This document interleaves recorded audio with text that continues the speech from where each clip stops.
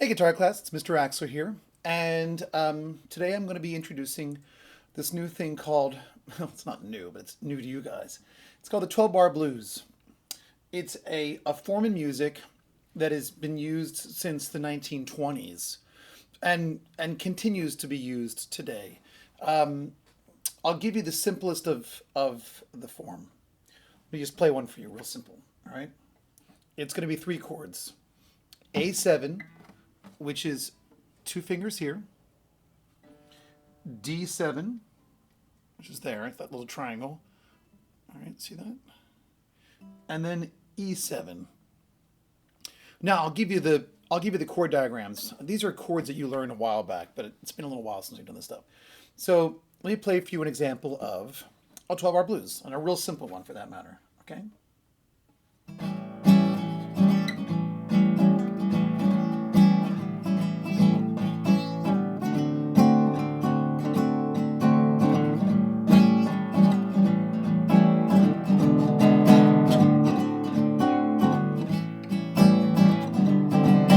Oops. Now, it's called 12 bars because it has nothing to do with going into a bar, 12 different bars. A bar is a measure. So what I'm going to do is I'm going to count it out for you, and I'll play it in a different tempo, in a different style also. So here we go. And I'll count the bars. 1, 2, 3, 4, 5, 6, 7, 8, 9, 10, 11, 12. All right. So a 12-bar blues is broken up into three sections. The first four, the middle four, and the bottom four. And I'm going to refer to them as Roman numerals, not as chords. And I'm going to give you a whole sheet on this information. So if we're playing what's called the A blues, in this case, we're playing in the key of A, our A chord, or in this case A7, is a 1 chord. Our D7 is a 4 chord. And then our E7 is a 5 chord. And the way you go through this, and the reason why we call these 1s, 4s, and 5s, if you think about in the key of A, you have A, B, C, D, E, F, G, and then back to A. 7 different notes in the key of A. And there's a chord for each of those. So we refer to them as Roman numerals. And the reason for that is because we can play the blues in any key. It doesn't matter. All right?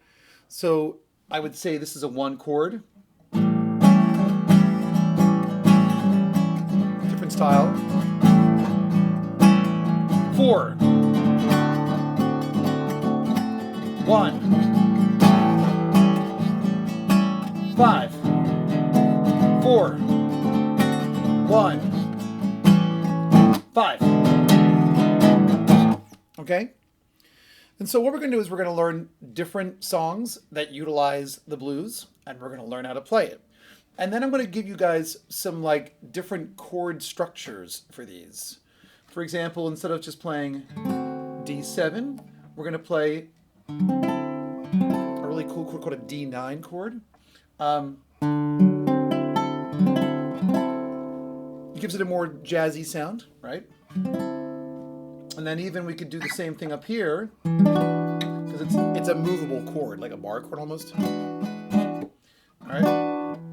So maybe it's something like this.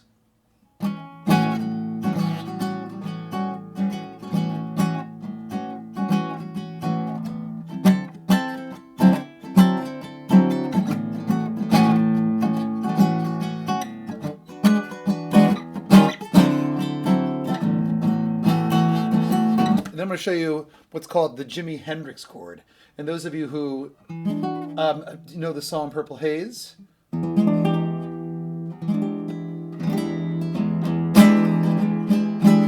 there it is. And that's what the chord we can actually use to end or that give us the turnaround back to the beginning. So I can do something like this. Let's see here.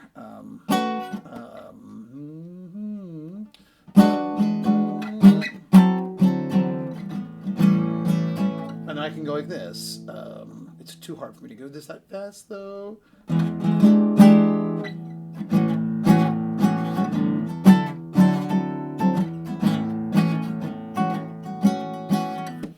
We'll get into that stuff later. But anyway, for now, what we're going to do is we're going to be learning the 12-bar blues.